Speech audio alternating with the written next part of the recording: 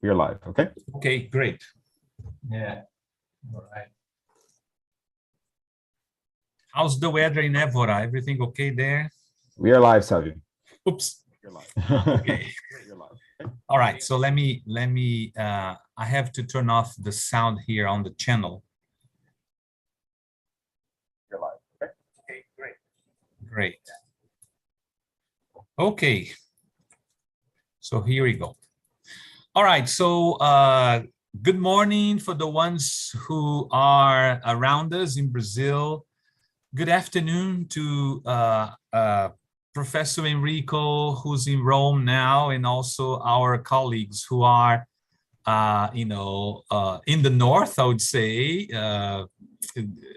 And good evening if we have somebody somewhere else. But it's a great pleasure to have one more session on our ILF Brasil research group. And today, a very special guest, a dear colleague and dear friend, Professor Enrico Grazzi from the university, from Rome, directly from the eternal city, Rome, is going to grant us with a great talk and also explore a very interesting topic within ELF research studies, which is ELF and interlanguage. So welcome all. Before I pass on the floor to Enrico, I'm going to read a little bit about his bio note, and then I'll pass on the floor to Enrico. So Professor Enrico Grazzi is Associate Professor of English at University of Roma Tre, Department of Foreign Languages, Literatures and Cultures in Rome, Italy. His main interests are English as a lingua franca, educational linguistics, and sociocultural theory. His research is based on a Vygotskian approach to second language development, particularly as regards intercultural communicative competence and innovative learning activities like fan fiction and telecollaboration. So his recent publications in these areas include Trajectories of Change in English Language Teaching, an ELF-aware approach, 10 Gram Edizione Scientific in Trento 2018. Grazzi is a qualified teacher trainer and a textbook writer. He's a member of the AIA, which is the Italian Association of Linguistics, a member of our ELF-RAN, the English as a Lingua Franca Research Network, a member of CultNet, a network of interculturalists in foreign language education, and a past president of TISO Italy. I had the pleasure of working with Enrico in two opportunities directly, of course, when we put together a special issue on our journal, Estudos Linguísticos e Literários, and Enrico, Professor Lucilla Lopriori and I, we organized or we edited a whole volume, which is open access to anybody. It is the volume 65 in 2020, and the title of, with articles from Brazilian writers and also others from different parts of the world, is entitled New Trajectories in Teacher Education, ELF Awareness and Pedagogical Implication in ELT Classrooms. And also in 2020, we had Enrico edited this special issue from the Status Questionis, and it was and it's also free access to anybody. Yeah. Which is an interdisciplinary approach to English as a lingua franca. And I had the pleasure to contribute with my dear friend, Ana Paula Duboc, with an article that we talk a little bit about ELF made in Brazil. So the edition is very rich and it's available to anybody. But anyway, Enrico, thank you very much for taking a bit of your precious time to be with us, today, the topic that Enrico is going to explore is questioning the interlanguage paradigm, ELF in the English classroom. So then we welcome you, Enrico. Thank you very much again. And we are here to listen to you. The floor is yours. Welcome. Thank you so much, Savio. I really appreciated this invitation. And as I was saying, I particularly like this idea of a multilingual cafe. So, and then of course, so it's a pleasure and an honor for me to meet your colleagues and share a few ideas. And I really hope that the presentation will be, just stimulating some discourse, debate around some of the main ideas that I'm going to discuss today. So thank you very much indeed. Now, as you can see, I mean, from the title of this presentation, I'm going to talk about interlanguage and ELF because, of course, I realized that even, for example, in my university, we have a colleague who teaches, let's say, the pedagogy of second language, and so, of course, English. And I realized that they still stick to this concept of interlanguage. So I thought that from an ELF perspective, I had to think about it and maybe let's say, try and challenge this, concept of interlanguage, which was originally formulated as an hypothesis, but apparently it has become a sort of, unquestioned, reality and concept that teachers tend to incorporate when they teach a second language. Or a foreign language, as they say. So I thought that was maybe the right time to reconsider some of the tenets, let's say basic tenets of second language teaching, and of course English as the language of the subject, as they call it. Now, so let me just okay, I'm going to. How can I don't know why, but okay, now it's working. It was a bit late then. Okay. Yeah, it's moving. Okay, this is our session plan for today. So a quick definition of ELF. We're starting just to share a common ground on what we intend or what major scholars define as ELF. As you will see, there are different approaches to the idea of ELF, even within the ELF community, let's say. Then ELF as a sociocultural theory, so I'm trying to combine this Vygotskian approach to second language education and ELF. ELF versus the interlanguage hypothesis. So in step 3, we are going to tackle, let's say, the main topic of this presentation.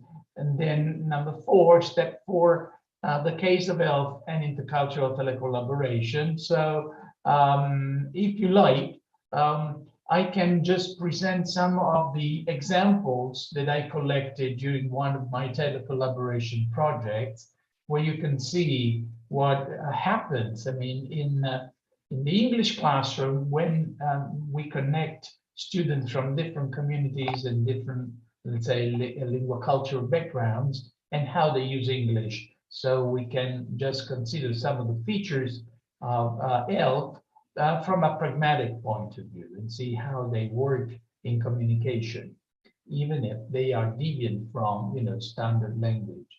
And step 5, how possible it is to integrate ELF into English language teaching. So this is a more pedagogical, let's say, consideration or observation of what we could actually do to implement ELF within, let's say, an updated syllabus, English syllabus with our students.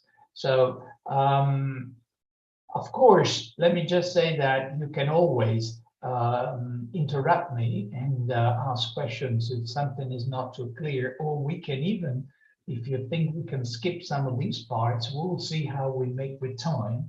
And but of course, maybe what we have in step 4, it's a number of slides that we could skip, or we can just consider a few of them. We'll see. So it's very open, of course, to what we want to do. And of course, I think it's very important to have time for discussion at the end, which I think that is the major thing, just to discuss different topics here that we're going to consider.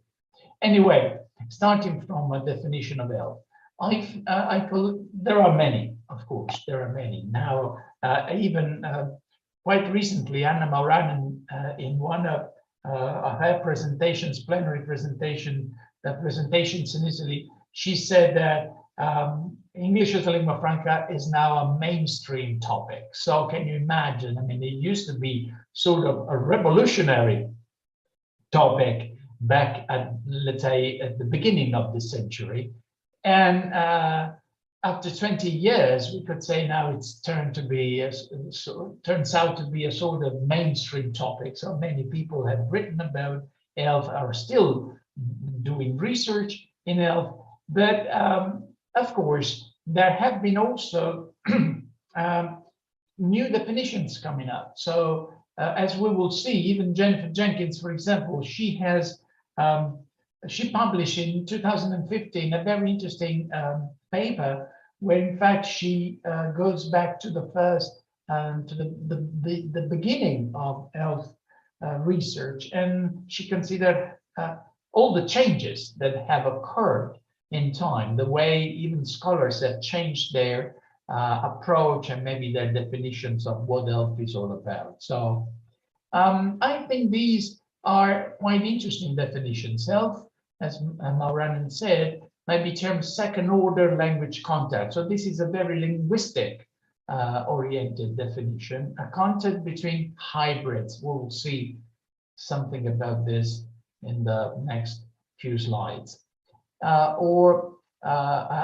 say the contact of hybrids or similects, as they call this, sort of deviant forms of language. Jenkins in 2011, ELF communication is actually very variable. It's very context bound, so it depends which group of people is speaking to each other about what and where. It's a global phenomenon that often involves electronic means. It is the process that motivates it. So as you can see, this is a different approach to a definition of, while Mauranen is very geared into linguistics, this other one is, we could say, is it's geared into pragmatics, or the use, or how people use the language and adapt the language in real context, something that is emergent in communication, that is not codified, of course, and so not encoded, and that it emerges in different ways, in different contexts, depending on all the different variables that, characterize each communicative event. And then again, in 2014, this is not to suggest that ELF is likely to develop into anything as regularized as the native and other circle Englishes, let alone into a variety or varieties. There is far too great potential for diversity for this to be feasible. It seems to be more a case of the emergence and ad hoc use of certain features that tend to be, but are not always, preferred by ELF users from a wide range of ELF ones. And this is also interesting because it has to do with this idea that ELF could be considered a new variety of English. This is not the case. And what Jennifer once said, for example, is you cannot teach ELF. Okay, that would be nonsensical. But still, we have manuals today coming up where they say how to teach ELF. So you can see this is very controversial. And so these are two interesting definitions. As regards sociocultural theory, then we have the progressive differentiation of the lexical grammar system of ELF from other varieties of native speaker English is embedded in a sociocultural process of change and adaptation within intercultural and multilingual communicative contexts. So what we have here is the idea of change, of variability, which becomes very interesting and, let's say, the main focus probably when we speak about English as a lingua franca. Even if you look at it from a, let's say, synchronic or diachronic point of view. So, of course, if you look at it diachronically, changes are everywhere in all languages. All languages tend to evolve. But of course, when you are going through the process, so let's say synchronically, what we are, let's say, witnessing today is how language is quickly changing. Probably there have never been such quick changes in the history of languages as we have today, maybe because of the internet, of global communication, globalization, and so forth. But certainly what we observe is this incredible, let's say, speed in language changes taking place in English, of course, in different parts of the world and in different contexts. Then this is an interesting definition by Hopper. Also, let's say, from a Vygotskian point of view, the notion of emergent grammar is meant to suggest that structure or regularity comes out of discourse and is shaped by discourse as much as it shapes discourse in an ongoing process.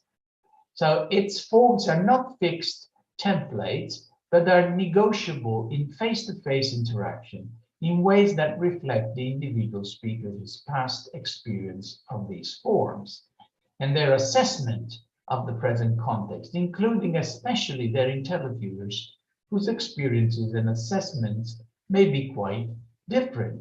So what we have with Hopper is this concept of an emerging language, something which emerges in communication. Okay, so this pragmatic, if you like, approach to language use.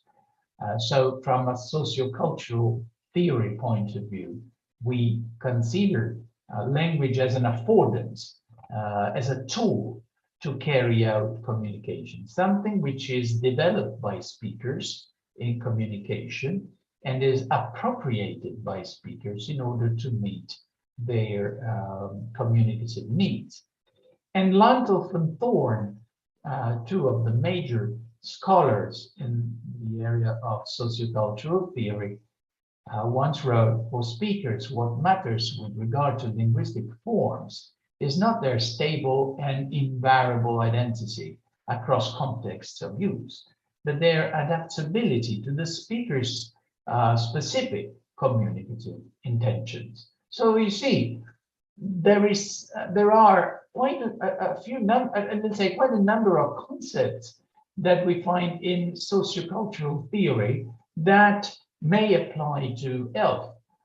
So there are contacts between these different areas.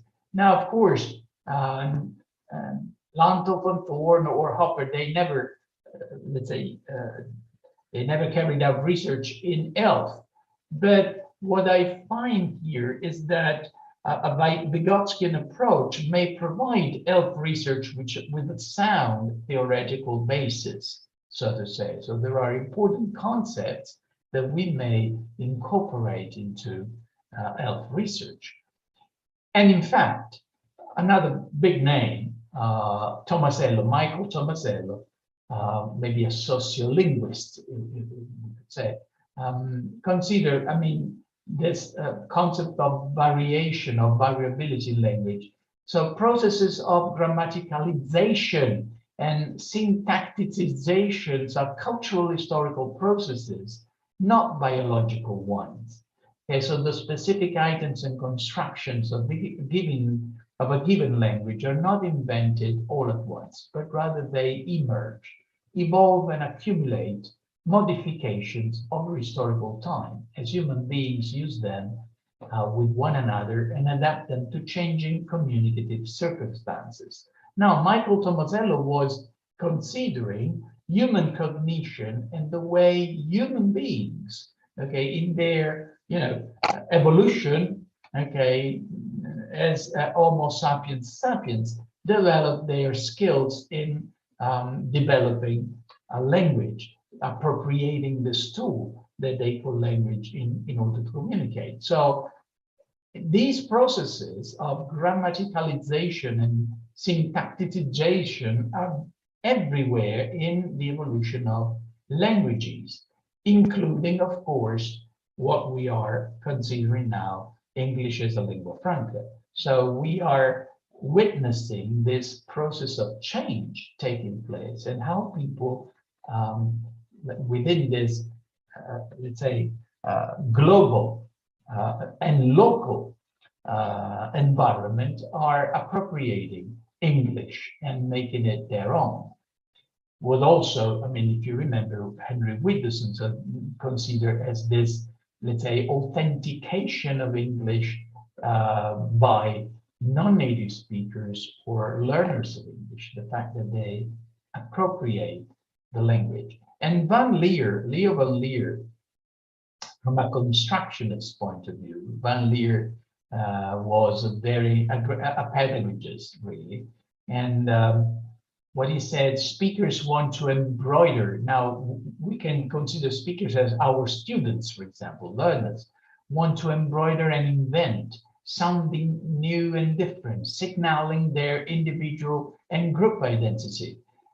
On the other hand, speakers and often official agencies and institutions, such as schools, wish to establish official standards and guidelines for correct language, thus attempting to reduce variations in use. So you have this two contradictory trends. If we consider natural languages in general, their natural trend is to vary in space and time. If you consider the language of schooling instead, the tendency is to stabilize a set of rules and determine what is right and what is wrong, what is correct language and what is not. So language in its more general sense is instead emergent. You see, again, this term emergent that we also found in Tomasello when he says emerge. So language is emergent, not fixed, in flux rather than static. Like culture, it is open to processes of inclusion and exclusions, prescribed and proscribed patterns of use, permeated by value judgment, markers of identity, and signs of success. And we can say this is also what usually happens in the English classroom, where a community of students is, let's say, appropriating, learning the language, of course, but also making it their own. This, in a way, reminds me of what Kurt Cohn calls the My English dimension of learning a language in school. So where maybe the standard language provides an orientation for students, but then, of course, what matters is how students make English their own language to communicate in an international context. And then, again, ELF and sociocultural theory, this is what I'm trying to, how to connect ELF and SCT. ELF is a shared symbolic mediational artifact that serves the needs of its speakers in social interaction, and that is emergent in authentic communicative contexts. ELF users make ELF their own through participatory appropriation. For example, on the internet, ELF is used as an affordance to carry out communicative tasks in a real intersubjective, intercultural dimension where the interlocutors' identities concur in their attempt to construct and share meanings. So these, as you see, are probably the links between ELF theory and sociocultural theory. And more to it, the divergence of ELF from standard English is a process that is ingrained in sociolinguistics. It entails the L2 users' adoption and adaptation of English to their sociocultural identities to cope with a wide range of communicative needs. In a diachronic perspective, the polycentric nature of ELF defines the classification of non-standard uses of English as deviant or erroneous and questions the notion of standardness, as we will see in a few minutes when we talk about errors from an interlanguage theory point of view. Variations in ELF use are instances of language continua, fragile, rather than a defective form of interlanguage, the way errors or deviations were defined by Selinker in his so important, famous essay on interlanguage back in 1972, or idiosyncratic transitional dialect. That was Pitt Corder's definition in 1981. Well, of course, we have more to say about this in a way. Okay, this is the representation, graphic representation of interconnected continua, where you can see this was Mauboul representation of language variation. So you can see, visualize in a three-dimensional figure here, the different components, how they concur to what we define as language change and variability. Okay, so different components of the community context in global English. So the interlanguage hypothesis. Let's now that we have, in a way, set the ground, so for a common ground on basic concepts around the idea of sociocultural theory and ELF, let's see what happens instead with the interlanguage hypothesis. So we have to go back to Pitt Corder in 1981. And this is a very interesting definition. Of course, you have to just consider, first of all, that this is long before the idea of globalization, came on stage. That was 1981. We were, going through what is called the communicative revolution in language pedagogy. Okay, so this was probably the most advanced conceptualization of English language teaching and learning for the time being. And it is interesting that, as you will see, with Corder and even to some extent with Larry Selinker, they have this idea of something which is changing, that the language is something variable or something that evolves in time. Okay, so this definition, a class, Corder here is trying to define what is the language that our students speak. Okay, so why after, let's say, they receive a certain input, why is their output different from the input? What makes it different? Okay, so they were investigating the process of learning and acquisition in a way. And so Corder says a class of idiosyncratic dialects. So dialects that are produced by each individual student. It is regular, systematic, and meaningful. This was a great change if you just consider before the communicative revolution. Okay, so considering the language learner's language as something systematic and regular was to means, that Corder tends to consider the learner's language as a proper language, not just as something deviant and erroneous. So it is regular, it is systematic and meaningful. So it has a grammar, and it is in principle describable in terms of a set of rules, some subset of which is a subset of the rules of the target dialect. So the learner's dialect is unstable, we hope.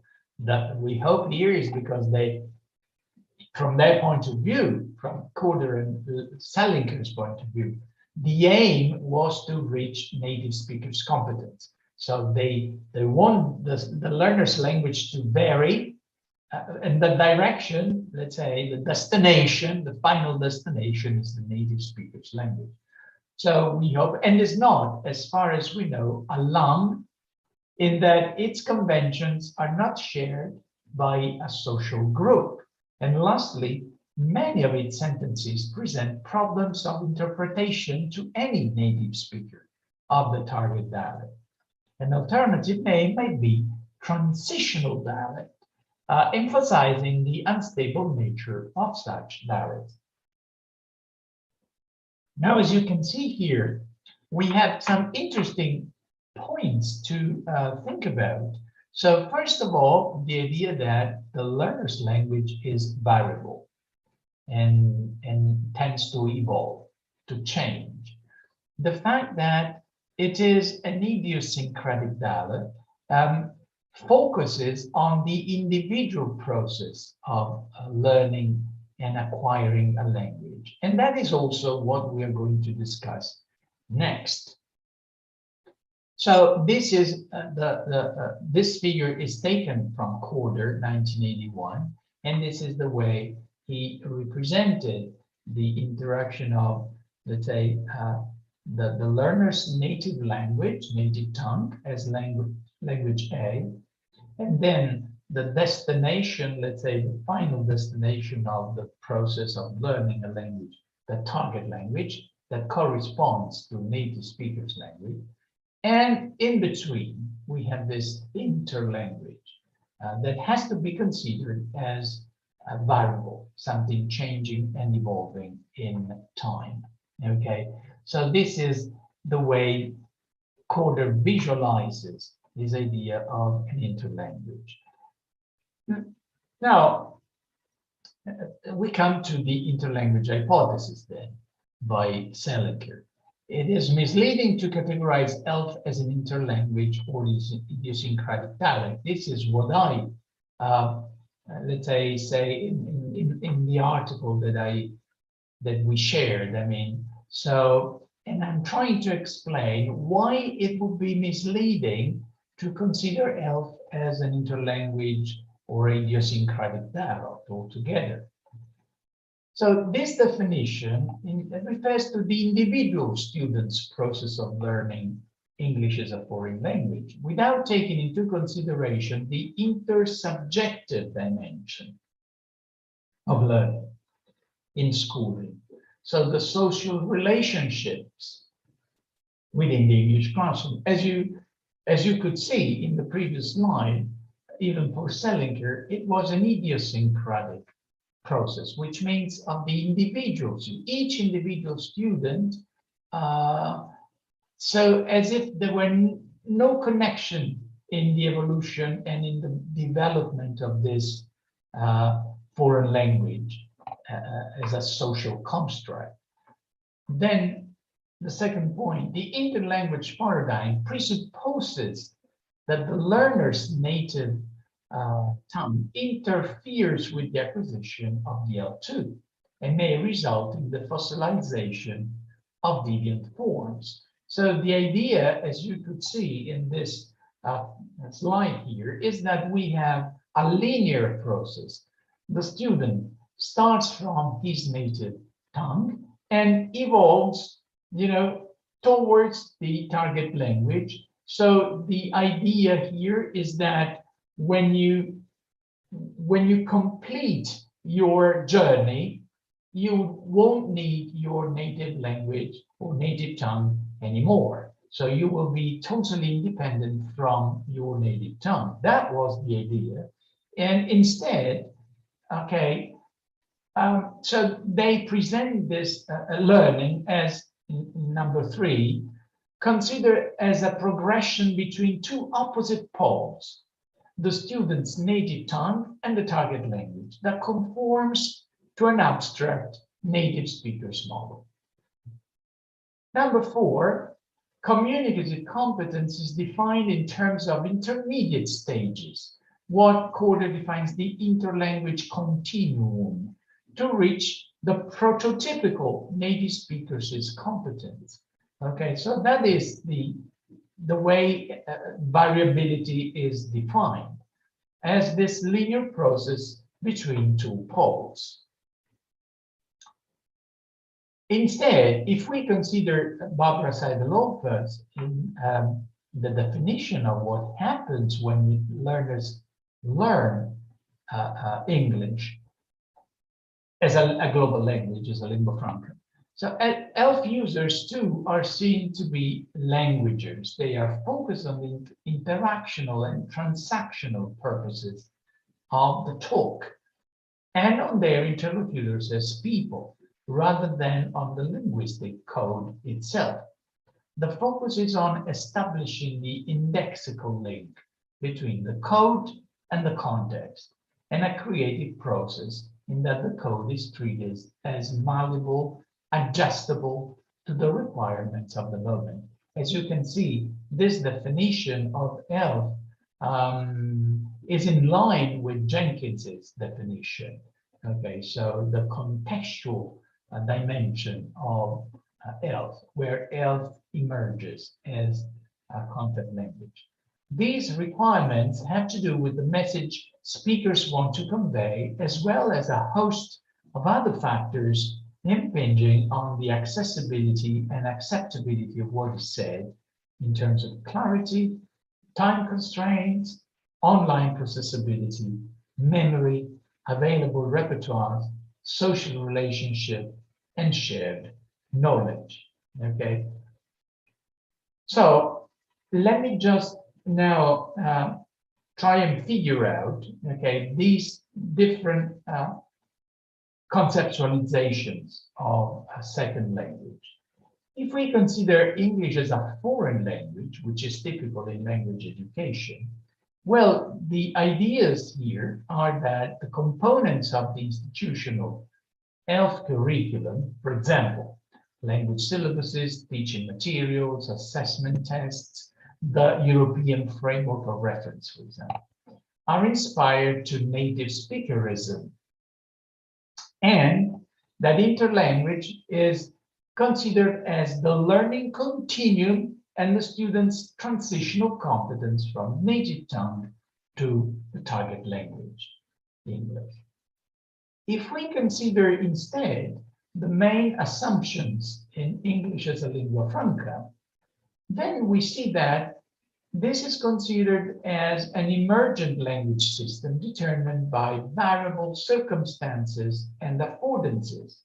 For example, the globalization of trade, web-mediated intercultural communication, so the internet, for example, in real sociocultural practices, and the verbal outcome of L2 users is real social practice that cannot be taught as such. So it would be nonsensical to teach ELF, because ELF, let's say, happens the minute it's being used by speakers in the most diverse sociocultural contexts, okay, communicative contexts. Now, so apparently these are two different worlds, and apparently there is no way we could combine these two, the dimension of English as a foreign language, the dimension of English as a lingua franca.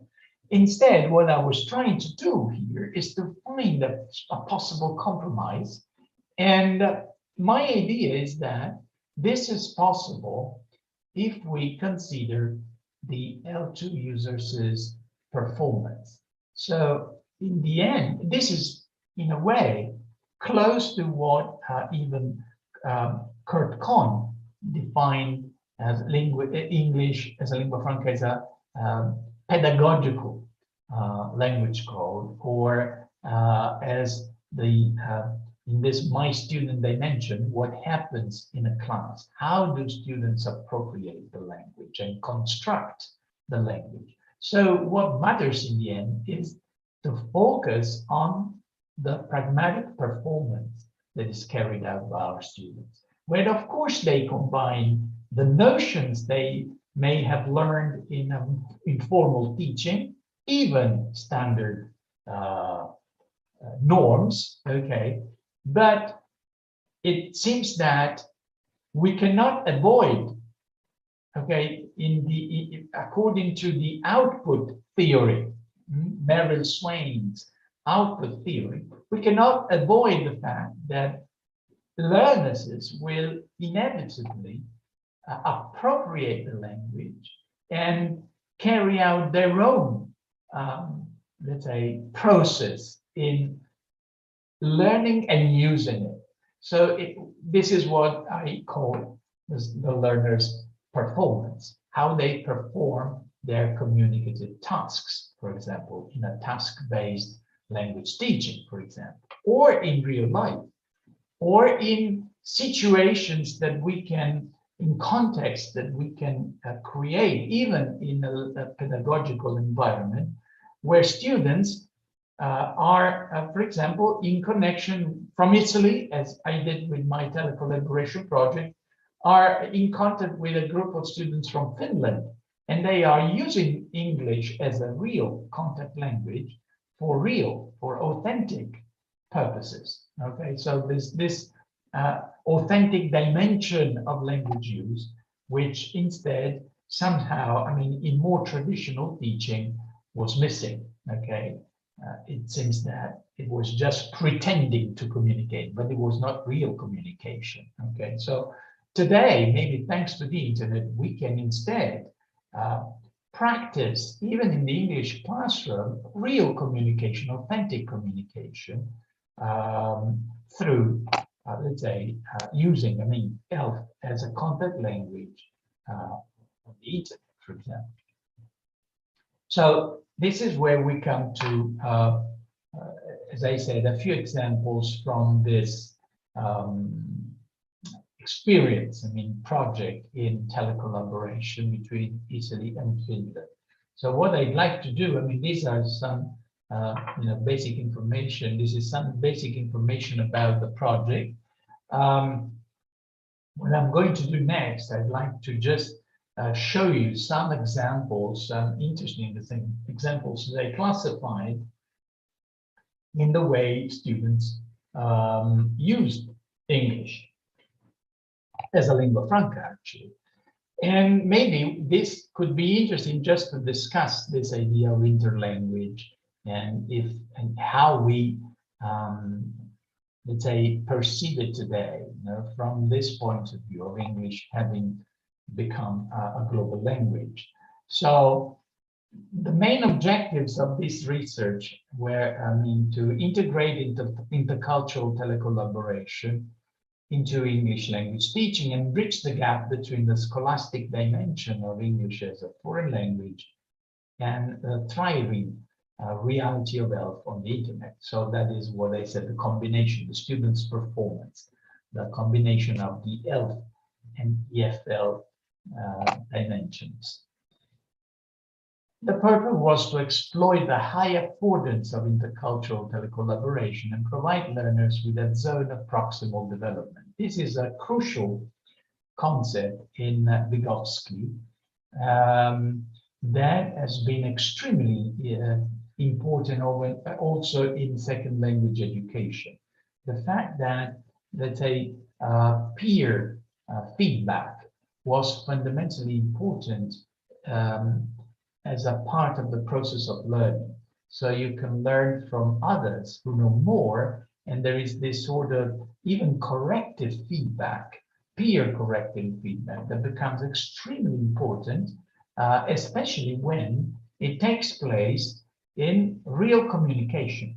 So the purpose is not just the language per se, let's say, just to use a correct form of English. The correction and, let's say, peer feedback is pragmatically important because It helps interlocutors to make language less ambiguous and to be able to accommodate and communicate with each other. So the zone of proximal development has become an important element in language education, okay? And of course, to reconceptualize the English language teaching syllabus and the role of the teacher of English, because then, of course, also the profile of the language teacher within, let's say, the English classroom, where English is used as a global language, has to be reconsidered. So we should redefine probably a new paradigm, let's say, for the English teacher. So the main goals of my projects to improve the Italian and Finnish learners' intercultural competence by fostering their mutual understanding and by supporting cooperative practices through web-mediated communicative activities. So as you can see, my main goal was not linguistic after all, okay? It had to do with, let's say, enhancing, fostering learners' intercultural competence. And in order to do this, English was used as the affordance, English as a contact language, the tool that they would use in order to accomplish their task. So my goal was to interconnect Finnish and Italian students of English through the internet and create a transient community of practice. Now, we were attending a webinar, let's say a seminar a few days ago, and Savio was also there, and this concept of transient communities was so interesting and attractive, let's say. So a transient community of practice, meaning that, okay, these communities are not permanent, of course, but students got together, joined this project, they got together just to, carry out their tasks. And then, of course, when the project was over, the community of practice was over too. Okay, so transient community of practice that uses ELF as a mediational tool to discuss a variety of topics concerning the participants' different sociocultural backgrounds and lifestyles. So these are a few examples that elicit, let's say, some typical lexical grammar features of ELF usage, and they instance some interesting issues as regards intercultural telecollaboration. Okay, so for example, if we consider aspect, verbal aspect, that is one of the complex concepts, even to teach students. For example, the use of the past tense or the present perfect in English for Italian students is a nightmare. Okay, maybe because even in our grammar books, we hardly ever consider the idea of aspect. We don't, even from a comparative point of view of English and Italian, for example, or as we will see, English and Finnish, they seem to have the same difference according to aspect. This is, of course, one of the areas where teachers usually find it difficult to teach. I mean, to correct students, and these errors are always there. I mean, even in higher levels of competence, that is a critical area. So this is what, for example, we found. I've been to Canada last year, so I underlined the part where I'm focusing on the deviation, let's say. Then you will see I added at the end of the example, the way I classify it. This is a case of transfer, okay, so cross-linguistic transfer. And the I stands for the Italian student, where you find the F is a Finnish student that produced this utterances. Number two, I've been to Finland when I was really little, okay? Again, aspect here. I'm just focusing on this feature. And then I already told something about my relation to sports and so forth. So again, we have a transfer here. The Finnish, now what is interesting is that in Finnish, the distinction is between telic and atelic actions. So there is a purpose in what we do, or there is no purpose. And then the aspect is indicated by the case of the object. So as you see, in Finnish, this category of aspect is, let's say, we can notice this on the way they modify. There is, let's say, a modification of the noun, really, not the verb. So it's a different structure altogether. In Italian, it's different again. I'm not going into that now, but just to see that this category seems to be critical, but actually, it seems that in their communication, there was no problem whatsoever. They could, communicate, notwithstanding the fact that their use of aspect was probably transferred. This is a case of cross-linguistic transfer from their L1, and this did not seem to interfere with their communication. Now, another example, lexical transfer. When you come back home, you fall asleep.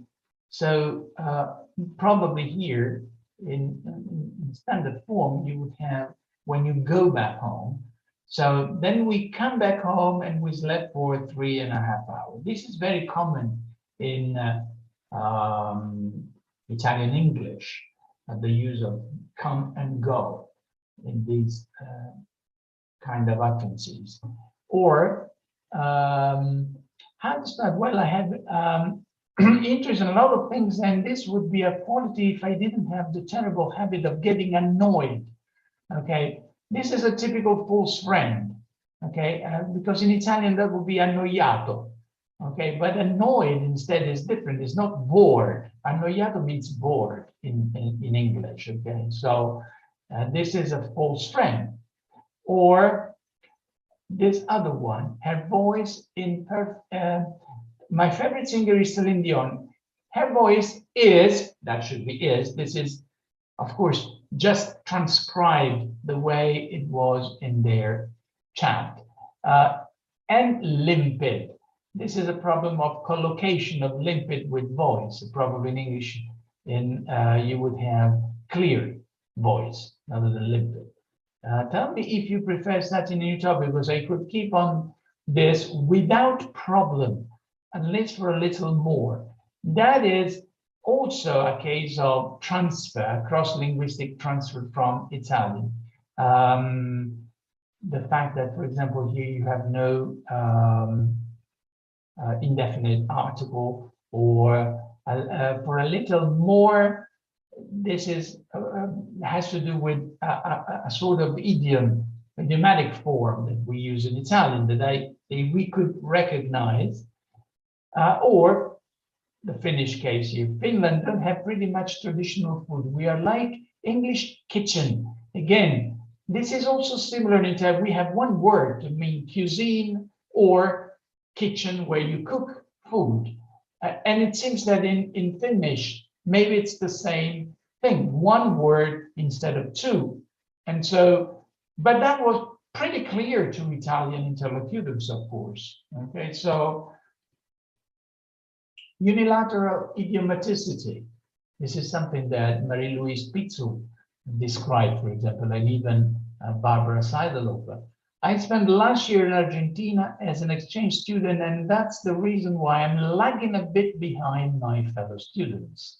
So the use of idioms that to some extent might turn communication into a more opaque, blurred meaning. Okay, there's this use of idioms that belong to one of the two lingua cultural background. off the top of my head, I can't remember, and so forth. So from a quick recollection, that would be the meaning. So the way these students tended to adapt idioms that may be in common between English or Finnish or English and Italian, or it's a way they, let's say, reinterpret and adapt, so to say, a sort of calque, idiomatic calque that we have in this case. I hope we'll start writing each other again because I liked it, but sometimes I'm fought by the laziness or the stress. So I hope you can get the meaning. Okay, this reverse unilateral idiomaticity. This is a case of an Italian idiom that has been, so to say, adapted into English as a lingua franca, but it's still very expressive, I should say. Okay, you can still see the meaning, you can still perceive it and understand. This is not standard English, of course, but still you get the message, okay, in this. So the contact, if you like, between the native the language Italian and English then results in this sort of creativity in language, if you like. In fact, we have some more creative uses of English. I love Finland and Finnish people and cultures, but somehow my heart longs abroad. I like this. I don't know whether it makes sense to a Brazilian English speaker, but that would be interesting this, to consider. So of course, this has to do with Lexis. My heart longs abroad. Maybe she wanted to say belongs, or as if, you know, you remember, my heart is in the islands. That was an old composition song. For my 18 years old, I gave her a big party, we danced a lot. My 18 years old. Okay, you can understand how, for example, maybe what, let's say, Pete Corder would call a developmental error. Okay, this comes from, let's say, the way they learned English. Now, when you speak about your age, for example, in Italian, we use the verb avere, have. You have your years. I don't know in Portuguese or Brazilian Portuguese, but in Italian, say, io ho, I have 18 years, for example. In English, you are 18 years old. This is a combination, maybe. So it's interesting, extremely interesting. And then I could say my adolescence was very centered in music, you see. This is what I would define as a kind of an example of re-metaphorization following Marie-Louise Pitzel. Okay, so the extension of the semantic field from physical center to figurative meaning. So my adolescence was very centered in music. We would say very focused, but you understand the meaning here. So this is the, you expand, you extend the semantic field of center. At the moment, I don't have any life controlling hobby. I like this a lot. Life controlling hobby. Okay. It's a sort of mania. Open choice principle, as I say, in complex word formation. Again, a re-metaphorization. A case of re-metaphorization. I've done karate for 8 years, and this is the 9th one. It's a very beautiful activity which allows me to get the stress of my chest. This is also very interesting. Get the stress of my chest and be more calm in a peaceful state of mind. Again, re-metaphorization, if you like. I think that it's important and formative to do a sport which motivates you and better and color your life. This is also very nice. A sport that colors your life. Music in general is really important to me too. And most often, if I'm alone, I'm either playing or listening to music. Don't ask me what kind. I have no clue what I'm listening to most of the time. I just wallow in the melodies. Now, this is also figurative language, which probably there's this sort of inappropriate semantic prosody, because let's say, in standard English, probably wallow as a verb tends to have basically a negative prosodic meaning, let's say. So wallow in the Medley's here is used instead with a positive semantic prosody, okay, which is probably not that common in English instead.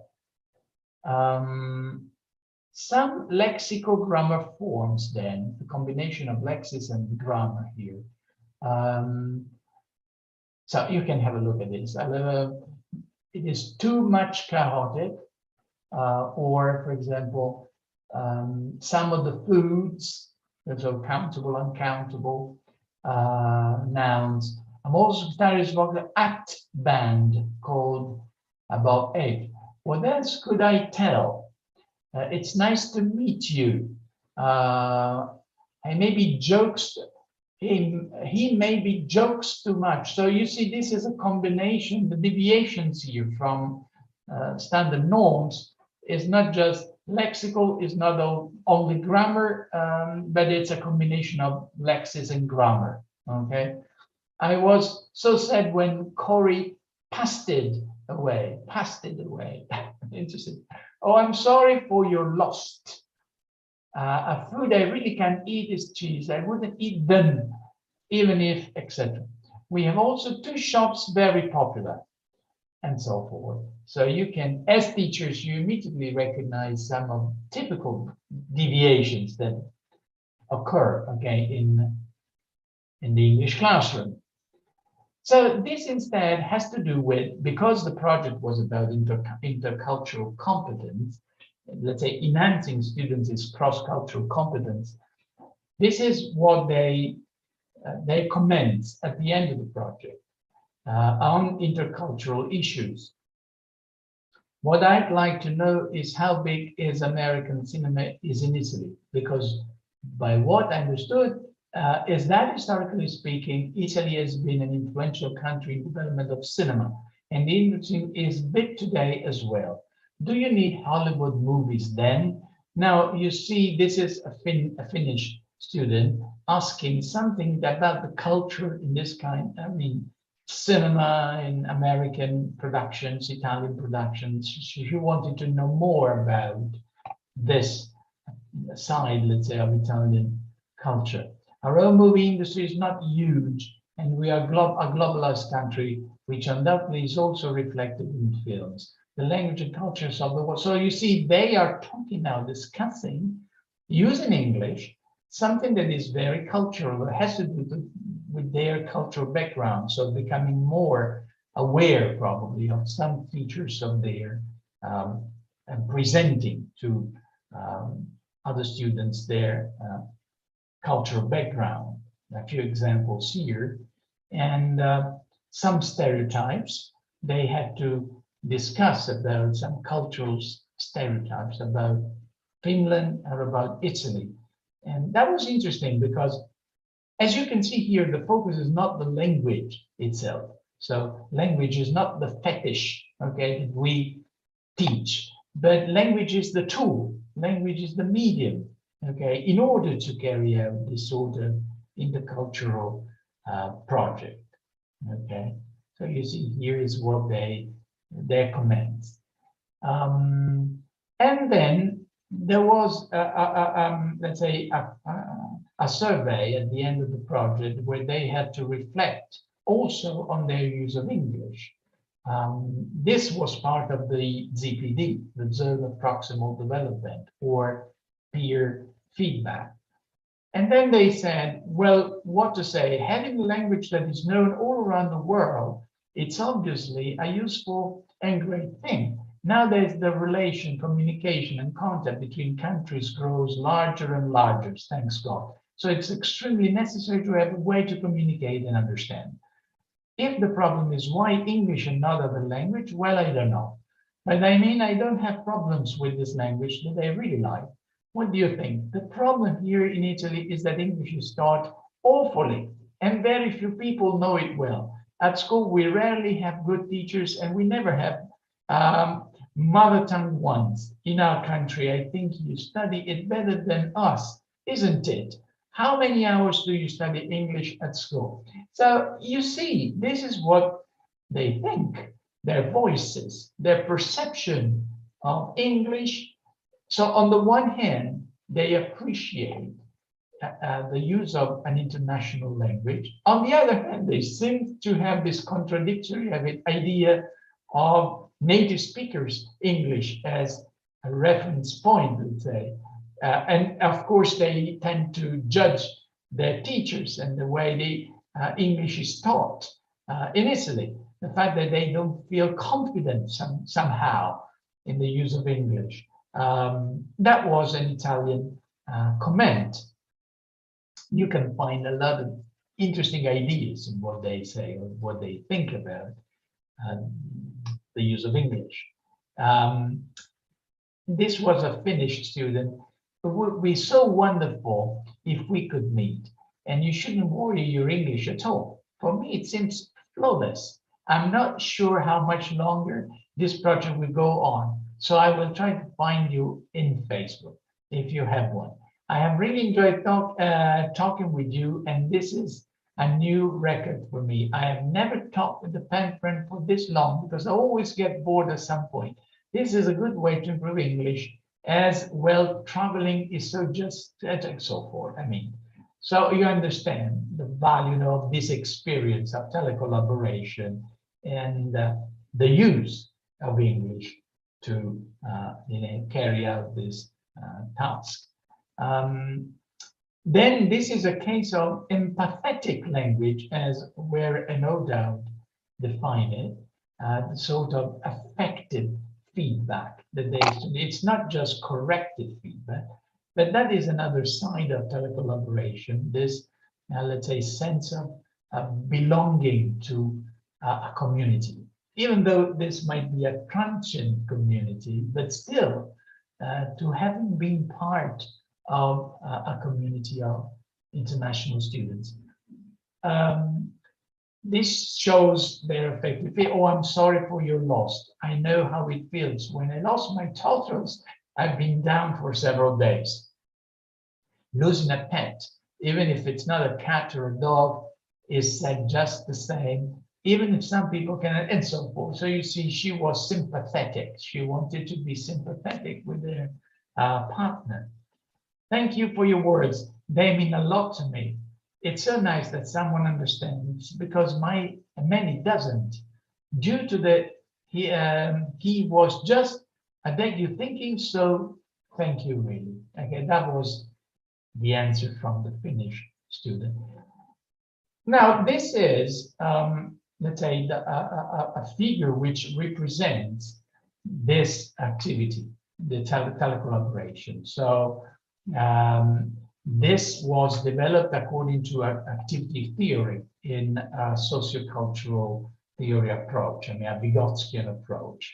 And the model was originally produced by Engström and is reported by Leo van Leer and even Lantolt and Thorne. I mean, it's a typical scheme, let's say graph of teaching activities and the way these sort of interactive activities are carried out.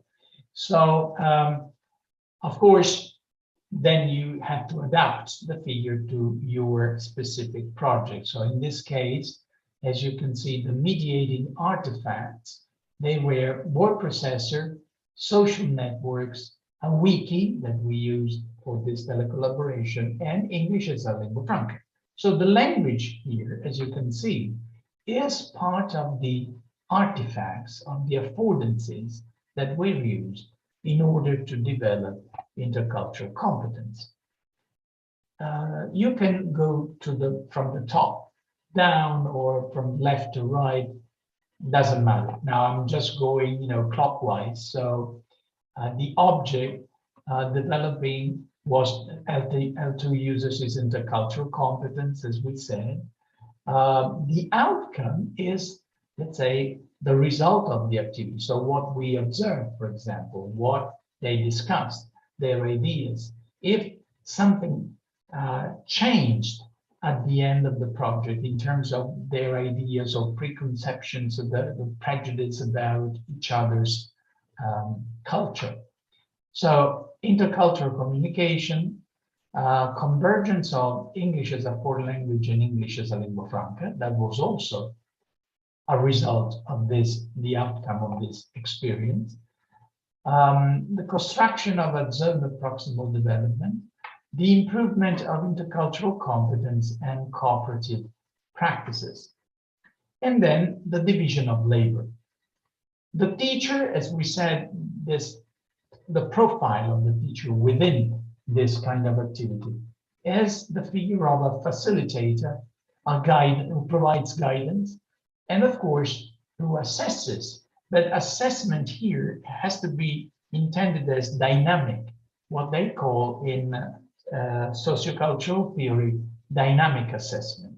So it's part of a work in progress, okay? So it is common to, for example, action research, okay, if you're familiar with it. So it's a sort of cycle where you then develop in stages and improve step by step.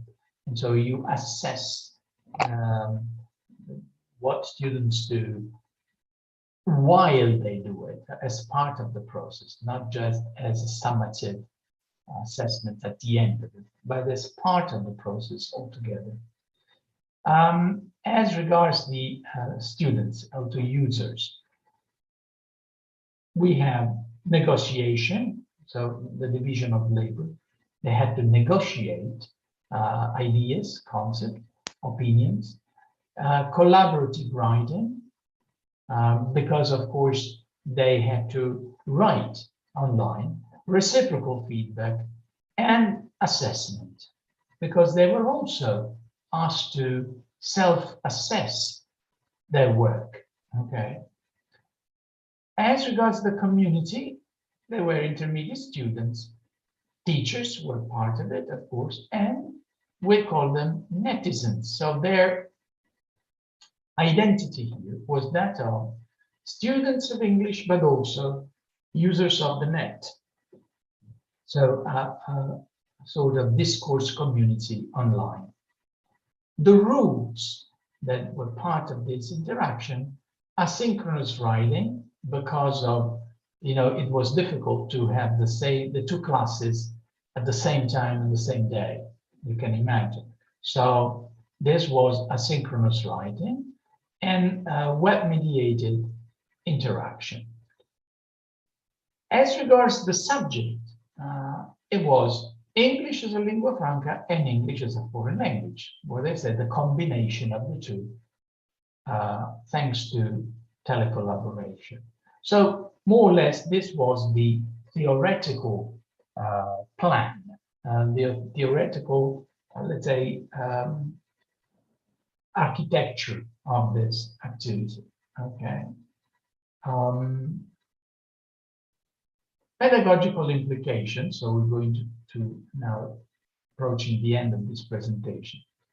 The emergence of ILF then entails that an alternative approach to mainstream English language teaching is necessary in key areas such as phonology, lexical grammar, and discourse, which should incorporate the uncodified forms that distinguish and characterize successful intercultural between L2 users around the world. ELF features should be presented to the English learners as authentic and legitimate, instead of being stigmatized as errors on the basis of the interlanguage paradigm. And in fact, I mean, if you remember what you find in the article that I sent you, I mean, there is this, what is an error? How has an error to be defined in, let's say, according to an let's say, the interlanguage paradigm, and how do we instead reconceptualize the idea of an error according to ELF theory?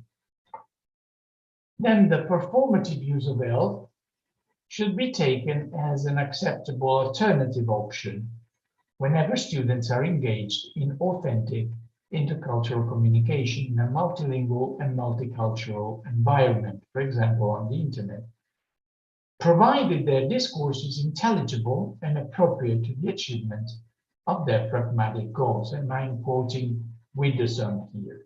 So if we want to reconceptualize the idea of an error, we could say, I mean, that a deviant form is a form that in a way interferes with communication, that makes communication blurred or difficult or even impossible. So that would probably be a pragmatic way of looking at errors, rather than just from a linguistic point of view, whatever is deviant is erroneous, okay? Even considering the fact that, as Larry Selinker himself observed, only 5% of native speakers tend to speak standard English. So it means that all the deviations from standard norms, even native speakers' deviations or dialects, okay, or non-standard forms, could be considered erroneous, okay? But that would be a paradox, okay? So, and finally, the students' success should be assessed in terms of their lingual capability, and that's Widdowson's definition, again, 2005. So the ability to appropriate and, let's say, create language, produce language, use. So that has to do with that concept of an emergent language, variable and emergent language. Okay. Muito obrigado. I think that's it. So I think we have time. I was afraid that would be too long and that I would use all my time, but I want to have time for a Q&A session. Thank you. Thank you, Enrico. Grazie. So it was, we do have time. We, you know, and of course, listening to you and you know, I think everybody here and of course on the channel. So it was a great presentation and lots of things to discuss here. Thank you very much for this enlightening talk. And of course, we do have lots of things to ask. I'm going to try to ask a few things because I want people, there are good comments also there on the channel. Here, I think we have a couple of people who want to ask you questions. But anyway, by listening to you and also after reading the text, which I think is extremely provocative in the sense that the interlanguage, no matter you know, the presence of ELF and global Englishes and world Englishes, when it comes to you know, ELT, the interlanguage paradigm is still very strong, as you you know, makes it clear here in the text. So then I was wondering if, for example, when you presented this you know, great this examples from the corpus of the telecollaboration project, and then we could see basically similar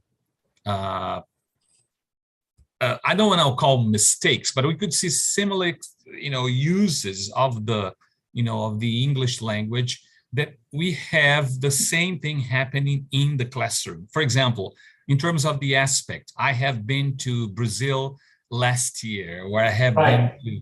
So how would you say, for example, depending on the context, when, of course, you mentioned, for example, the 18 years old, for Brazilians, because Italian and Portuguese, we are Romance languages, we do the same thing. Our students would say, I have 18 years old. So then my question is, especially for the regular teacher, when of course, the telecollaboration project, so it could be sort of okay, controlled, but it was not a classroom. So the performance was more interactive. People could speak the way, using their repertoires. Of course, the intercultural aspect was interesting there, and you could pinpoint when it came to the verbs, so that you could see that it's basically from Finnish, etc., etc. This is very rich. So my question is, when is it ELF? When is interlanguage? That's a very good point, Savio. Yeah. As I said, I think that the idea, my point here, my personal position here is that it has to be linked to a context, a pragmatic context. So it is the following Jennifer Jenkins's definition. The language that is used is in a way defined by the context where and who is using it. So it has to do with the context and the purpose, the pragmatic purpose. Now, the purpose in telecollaboration was not the language itself, it was intercultural competence. So whatever you do in order to reach that purpose, that of course was relevant and consistent. On the other hand, if your purpose, for example, in a teaching environment is to teach, for example, verbal aspect, that could be a typical example. Sure. Well, of course, there is nothing wrong in referring or in presenting what the syntactic or grammar structure is all about, provided it is not just let's say on the level, let's say, of a formal construction, but it's the idea that is behind it. So let's say I would conceptualize this as what they call systemic theoretical instruction. I remember there are interesting, let's say, publications. They have to do with sociocultural theory, obviously, not with ELF, maybe, but they can, be very useful from the point of view of ELF research. So in systemic theoretical instruction, you focus on the theory that is behind practical use. So the dimension is a dimension of what they call praxis. So it's the combination of theory, of theoretical ideas, let's say concepts, and the implementation, the practical implementation of those concepts. So we could say that from the point of view of systemic theoretical instruction, the way I see it is that if you, for example, this happened with my students and it worked out well. If you focus on the fact that in English, when we say present perfect, it's a form of the present, okay?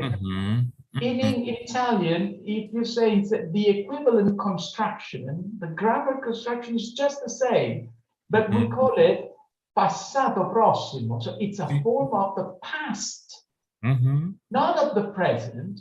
Now, this is conceptually very important. So in English and in Italian, the difference is not in the formal construction, which is apparently exactly the same. You have the auxiliary verb plus the past participle. Yes. But conceptually, they are different. Because in English, it's a form of the present. In Italian, it's a form of the past. So that is the point. And this is a kind of explanation that you hardly find a description, you hardly find in pedagogical grammar books, where they describe the morphosyntactic construction, but not the concept that is conveyed through that structure. You know what I mean? So I think that one possibility here is that ELF, let's say, is the language that emerges and is appropriated by students. Let's say the output, that the students produce when they are involved in authentic communication. So when the objective is a pragmatic communication, you have to communicate, and you do whatever you can. You use all your tools in order to send the message across. And you will implement all the strategies, communicative strategies, and even learning strategies in order to communicate. To some extent, this is also in Larry Selinker's essay, because when he defines the 5 main phenomena that take place, so he calls them transfer, intercultural transfer, and so forth. I mean, this is what happens when students then produce language. So we are now discussing their output. Now, from the point of view of output, this is interesting. You see how they evolve and develop in time. So there is a sort of what was called the built-in syllabus. There is a time and for when there are different steps that students are, making. They progress along a number of steps. But nevertheless, this is what they do when they are involved in real communication. So I wouldn't use the term interlanguage, which has to do with the individual student, who, as if the student is isolated from the rest of the class in learning the language. So that is this individual dimension, not social dimension of learning, which essentially I don't agree with. Okay. So I would rather say that, as even Kurt Kohn said, and wrote in his essay, the standard forms and norms provide an orientation in language. But then we cannot ignore what happens in terms of psycholinguistic processes that take place in learning.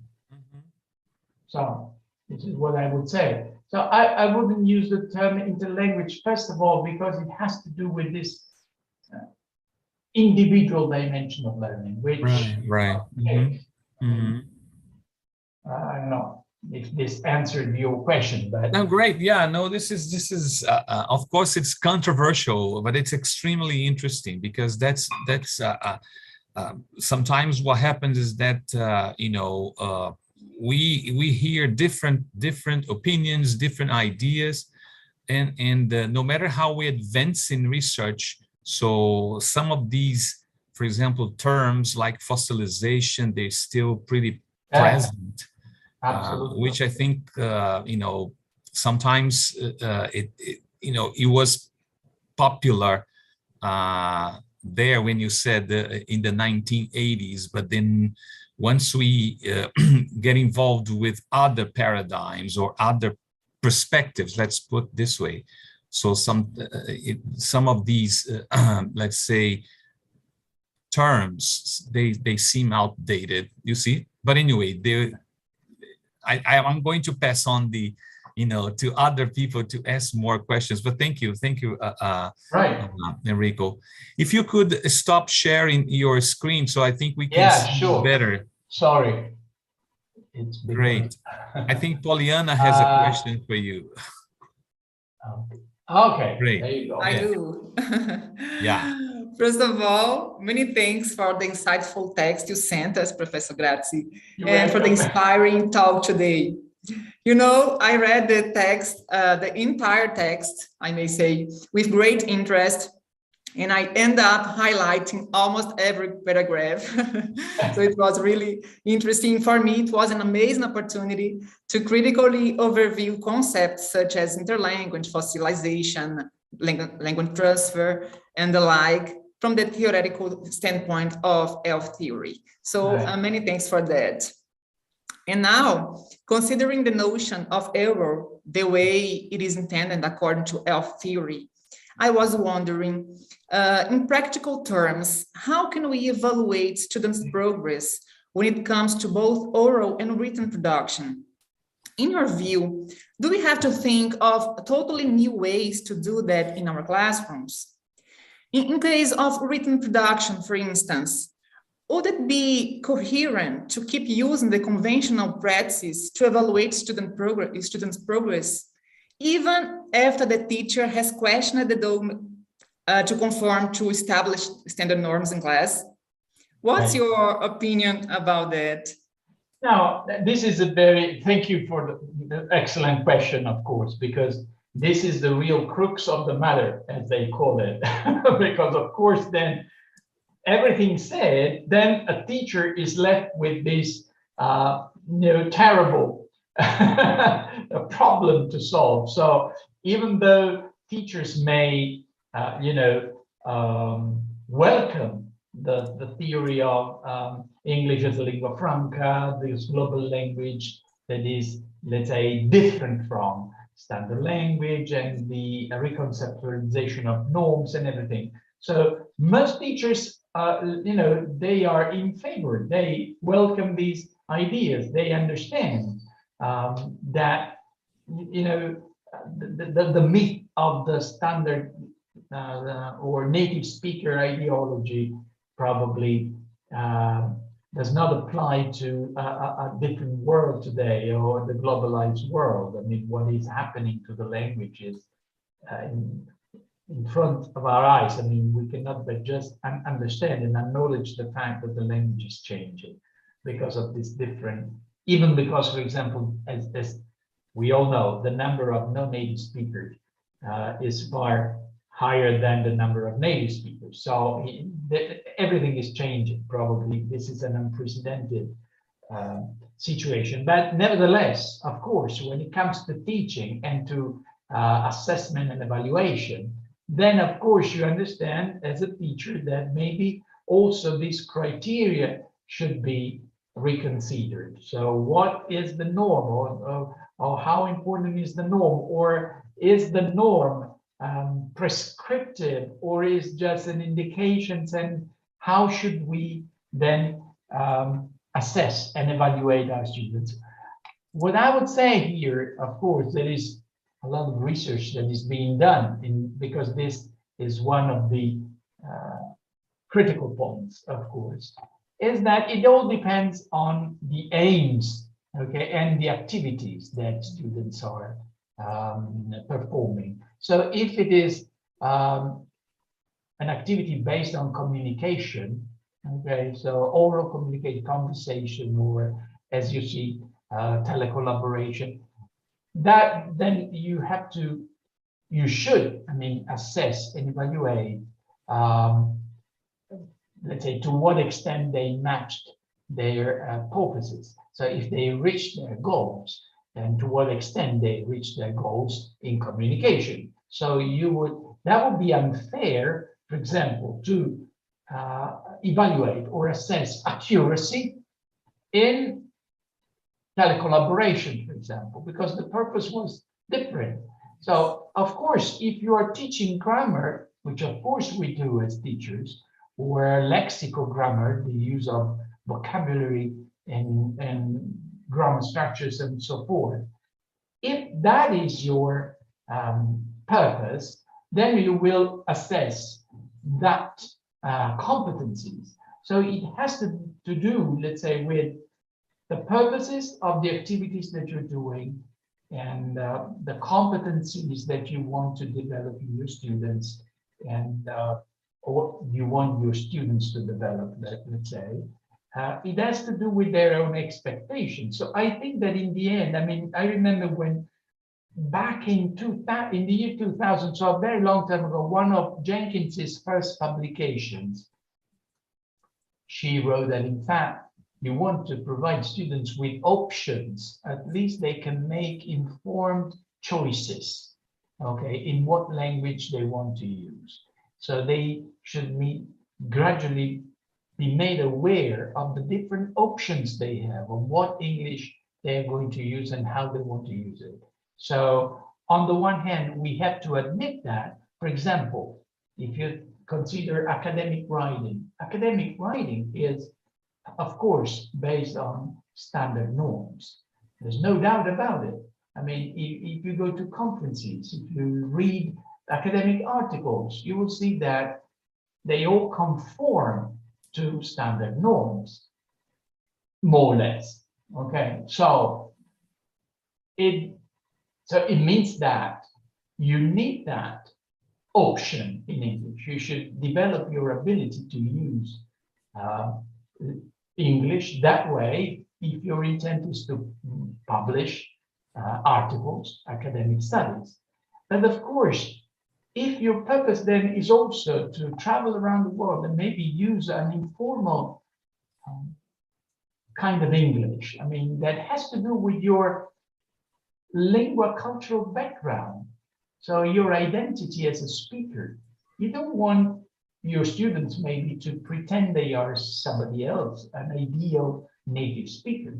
So they should be able to express themselves, who they are, their background, their identity, through a different medium, that in this case is English. But this will become their own English, their even emotional dimension, if you like, in using English, the rapport they have with English. They develop their own, this is what Kurt Kohn calls their, the my English dimension. Okay, so it's my English meaning English that tends to reflect who you are as a person in the first place. So it's the adaptation of English to, as you see from the examples I provided you with, there is a lot of their world in those uses of English. It's not just, it's erroneous, it's different, it's not standard. It's something else. There is something more than that in that use of English. And of course, even in the oral language, for example. Now, think about assessment and evaluation in the oral performance. Who would today evaluate a student because his or her pronunciation is not standard? That would be absurd. I mean, the idea of a standard was, in fact, essentially a phonetic one. Okay, so standard in the RP or general American, these have to do with pronunciation, with phonology, strictly speaking. But we know that they tend to develop their own sounds, that the way they sound. Maybe it is also part of their identity. There is nothing wrong if they aim to sound American or English, if their model, there's nothing wrong with this. It's it's a free world, as they say. So it's up to you what is, but it would be probably misleading for them to think that, even for teachers, to think that, oh, we speak standard English. Most of teachers, if you ask them, they say, yes, I speak standard English. Then they start speaking and their phonology is Italian English, Brazilian English, German English, certainly not Queen's English. So, I mean, it's also the perception we have and what we aim to, to develop in our students as teachers and what the students tend to, what their model is. Nevertheless, as I said, to answer, if possible, to your question, I think that criteria of assessment, as I said, especially this concept of dynamic assessment, I find it to be extremely interesting. And this is part of sociocultural theory. This has to do with Vygotsky. And so dynamic assessment is extremely interesting because it's part of the process. It's pragmatic. It has to do with language uses. And it is context bound, if you like. And so rather than a standard model in assessment, we should probably think of localized, or let's say linked to different situations, different kind of way you assess and evaluate proficiency, let's say. And I couldn't agree more. Thank you very much for your answer. Thanks. I think, thank you, Poliana. I think Jean has a question now. All right. Yes. Thanks, Savio. Thank you, Professor Enrico, for the amazing presentation. No. Thank you, Enrico. Just Enrico. Thank you, Enrico. That's embarrassing. Okay, thank you. And as Poliana said, like, yeah, but when reading the text, it's like, oh, let me highlight what's important. It's almost the whole text. And my question is actually, I think you've answered it already, because I wanted to ask about, because it is a real source of anxiety for teachers, especially for alpha, where teachers like what to correct, when to correct, and what tolerate. Like, right. Mm-hmm. And I was thinking, like, especially for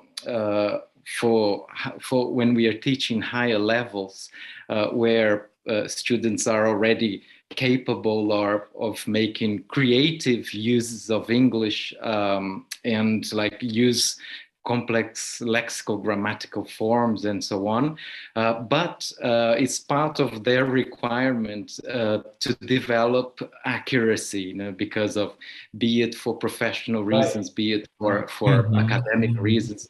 So yeah, so it's like for the teacher, it's a bit of a burden, like to think like, oh, okay, what should I let pass in the class, and or what should I correct, and how to give this feedback.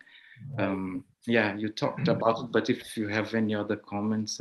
No, I think, I totally agree with you. But I think, for example, it is important for students. I mean, what I see is to, even at university level, for example, to be able and make choices. So when I say they have options, but first of all, you should be aware of the options you have. So in order, for example, to shift from a more formal or informal register, what forms of the language you should use. So it has to do with the lexical grammar system. It has to do with lexis, and develop a higher competencies in using language. And I think that today it's incredibly interesting and useful for higher education. For example, the use of corpora. Corpora are extremely interesting. The use of online dictionaries, for example. This year I'm teaching a course in translation, for example, translation studies. And it's unbelievable. I mean, there's these resources that we have, even in terms of comparative linguistics, for example. In translation, of course, this is so interesting.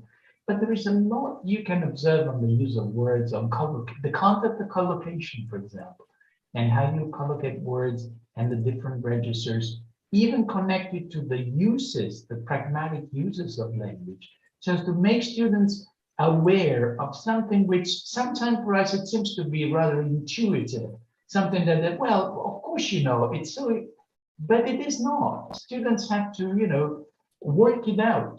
And so let's say, what we say, appropriate, which is not just understanding, rationally understanding things. It's making this part of your, you know, repertoire of the language you use, of the way you authenticate it, to use Widdowson's definition. The way you authenticate language, the way you acquire it, and it becomes part of also who you are in a way. Well, of course, this is probably the most difficult step to make, but it has to do also with one simple consideration here. It's the amount of time that they and practice they do with the language, the diversity of context and uses they have to cope with. So the more opportunities you provide students with to use the language, the more they will have to experiment and, you know, just also practice, for example, communication strategies like accommodation, and understand the importance of using these communication strategies. And sometimes they intuitively do them, but to reflect on them is also important, and how to, get around problems in communication using different strategies, for example. So these are all parts of, it takes a long time, of course, and probably it is even unfair to set goals that are too far-fetched, because, I mean, if you just consider the amount of, hours that we dedicate, I mean, in a typical standard school curriculum, then, of course, they have to be consistent, the number of hours with the language competencies that you will be able to develop. I mean, so sometimes maybe we set goals that are too far-fetched, maybe, or too high, maybe, for the amount of time. So it has, as teachers, you have to be able and combine all these different elements. Yeah. Thank you. Thank you very much. Thank you. Thanks a lot. Okay, so Daniel, if you'd like to share with Enrico and us the great discussion that we have there with the participation of Con, Juliana, Kurt, Juliana, and Kelly, and some others. Please. There has been a wonderful discussion on YouTube chat, and I'm going to try to project here. Wonderful questions, wonderful comments. Oops. Can you see it? Yeah. I'm going to put it. This is Professor Khan. So nice. Thanks, Enrico, stimulating as always. And he asks about teaching ELF. If ELF is seen as an emergent language system, it cannot be taught as such. But should it be seen as an emergent system? If ELF is seen as communication, it can be taught. Yeah. Well, I think let's put it like this. If it is a language that is distinct from, as we all understand ELF, as a code, a language code that is distinct from native speakers' English or standard forms, let's put it like this, then of course we tend to consider it as a language variety, or something that could be encoded. Maybe I would answer Kurt by saying that maybe it has not been encoded yet. This is something which was also asked a long time ago. It was asked to Jennifer Jenkins, and she said, well, it's not been encoded yet. We don't know what is going on. We are probably going through this process of change of this, which is taking different shades of meaning and even different structures, and in terms of the lexical grammar, depending on the different areas of the world or the different contexts that we said. So maybe there is not, there are common features, as we have seen in the different corpora. For example, the contribution of voice, of the voice corpus, showed that there are obviously some common features that are, let's say, different from standard English, and that are quite common in, let's say, at all different levels. Well, of course, in oral language as well as in the written mode. So we can recognize some phenomena in this case that tend to be recurrent, and so they might end up in becoming, let's say, permanent features that we could, of course, teach, in the sense that, so that the problem here is if we intend teaching as something prescribing, okay, a different norm, a new norm, or instead, if we intend teaching as showing this variability, leaving open an option, let's say, in what norms we want to incorporate, That is an open point, I think, Kurt, because at this stage, I would say that this is also a sort of political decision to make, political in the sense of linguistic policy.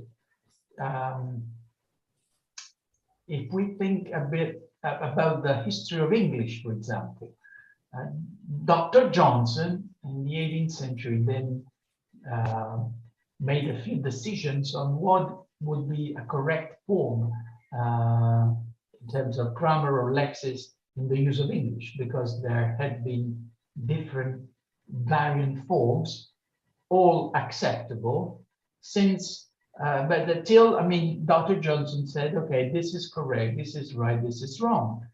The same in Shakespeare's time. We had different lexical grammar forms at the same time, in a period when English was, in fact, changing.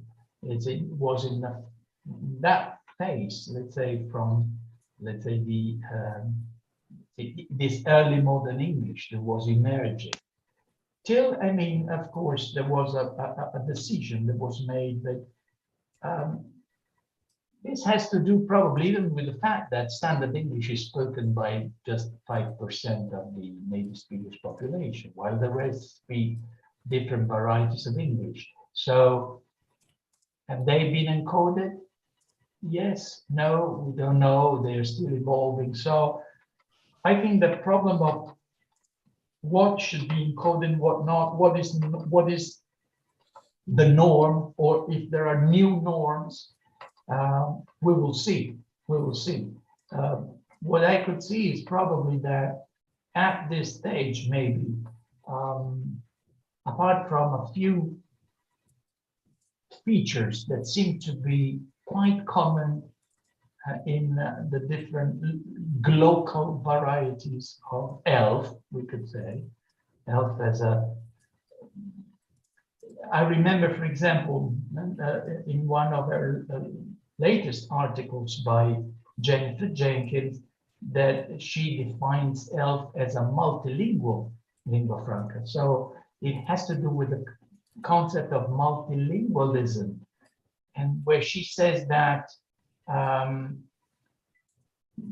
multilingualism is not a feature of ELF. ELF is multilingual, which means also multicultural.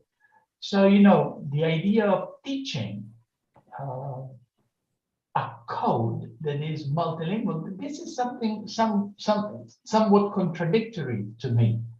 Well, I would say that probably what we could teach, and maybe this has to do with what Nikos Sifakis or Yasemin Bayurt have been doing for the last few years, I mean, is raising students' awareness of variability and how to find an orientation in a language that is variable and that takes on different shades of meaning depending on the local contexts where this is used.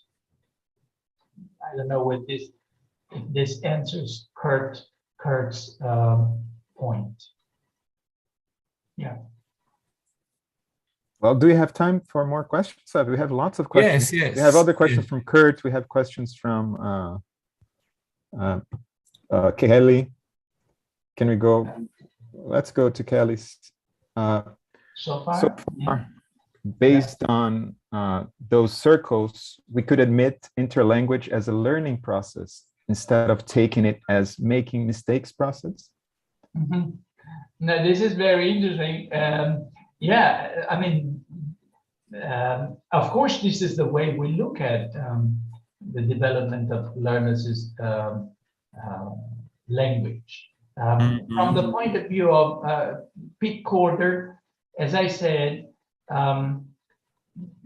this process had to, let's say, conform to standard norms. That was the point. So while instead, if we see that this is a process, but this is an emergent process that has to do with the interlocutors taking place in the communicative event, you see then, let's say, the development of this is less it's less conformity, but rather what they perform. So it's a different point of view. Of course, in Corder's representation, we already have this interesting and very important representation of the language and the learner's language as a language with its own systematic construction. And this is an important step forward in the 80s. But then today we would, because of globalization, because of this global dimension of the use of the language, that model probably would not work in that sense, because it could not represent what is actually happening today. I mean, where he said it's the multilingual combination, let's say, of different linguicultural dimensions that is, let's say, giving, life to this new thing that we call English as a lingua franca. I hope this answers your question, Kelly. Yeah, sure. Professor Kurt continues. He asks, when is it ELF? When is it interlanguage? He says it's both, according to him. The perspective or model is different. And Juliana agrees. And I'm just showing you some of the debate that's going, the discussions that was going on YouTube. Now, this is interesting. As I said, now, I think the distinction I make is between, the conceptual framework that is behind the idea of interlanguage. Because as I said, interlanguage, according to Selinker and Pete Corder, is a linear process. We start from the native language, and the destination is the target language, where we neglect the presence of the native speaker and his identity as a lingua cultural as a user of the language. The framework that we have in ELF is totally different. We value the L1 and the L1 identity of speakers, and we believe that it plays a great part in the way speakers appropriate that language. Yeah. So I would say that they have two completely different, let's say, frameworks, theoretical frameworks. So that's why I wouldn't say they are the same thing. They describe language as something which evolves, as a system that varies, where variability is, but then they have two different conceptualizations of language altogether. Sure. In Enrico, this idea of the continuum tends to, for example, overlook the process and concentrate on the product, right? The end, or the potential end, which would be, the native speaker model. So, but anyway, what he says here is that, and of course, you mentioned this when I asked you the question. The context is extremely important. And my point with all these discussions and all these encounters is that the teacher, the teacher that is there on the working with all these issues can be able to have access to these discussions in order to expand, his or her, let's say, mind frame in terms of, what can be taken advantage of in the classroom today, right? With all the features that you brought in your great presentation. Well, it's time already. Enrico, Daniel, do you still have anything? There are lots of things, but I'm just going to acknowledge other comments by Kurt. He asks... Yeah. If you want to stay on, there's no problem with me. So lots of debate, lots of discussions. You see, Juliana. right? But So anyway, this it is will be recorded. So Enrico, you can Yeah. take a look at that later. And then, I mean, of course, you have my email, so Yes. everyone can, of course, just send an email, and I will be very happy to answer all questions or just discuss, because of course I have no final answer. No, we don't. No, we don't. Actually, that's why, Enrico, I always say it's important to be able to discuss all these issues, you know, even the ones we don't agree with, but it's important to listen, to discuss, because that's how we advance. It's just not, nobody has the truth, you see. So I think and of course what works, let's say, more or less perfectly in one context, it doesn't and will never work the same way in other contexts. So that's why this interaction is extremely important. Absolutely.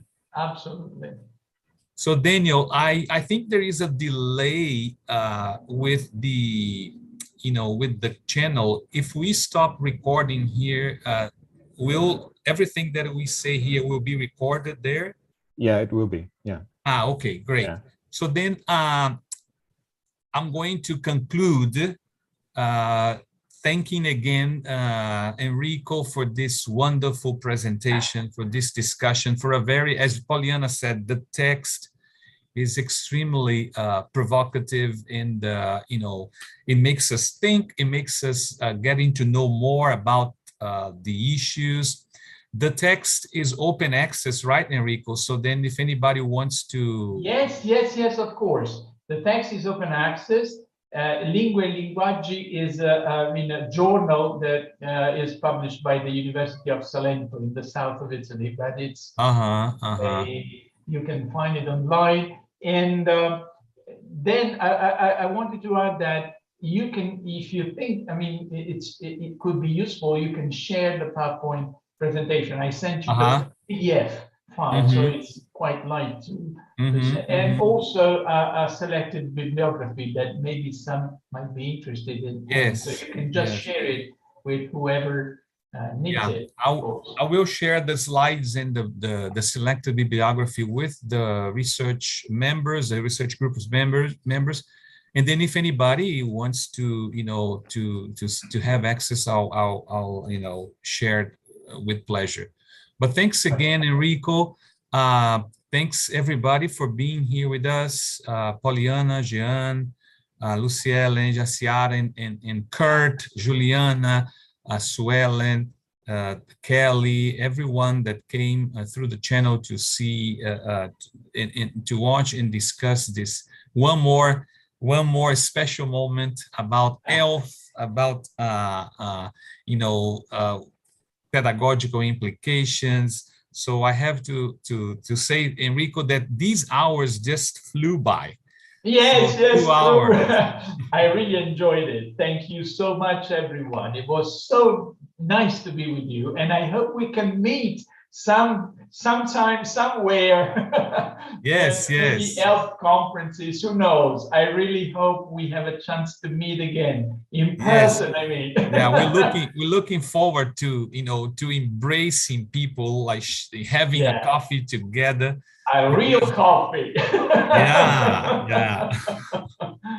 But anyway, thank you very much, Enrico. It was really good. It was really interesting, and we all appreciate your taking some of your time to be here with us.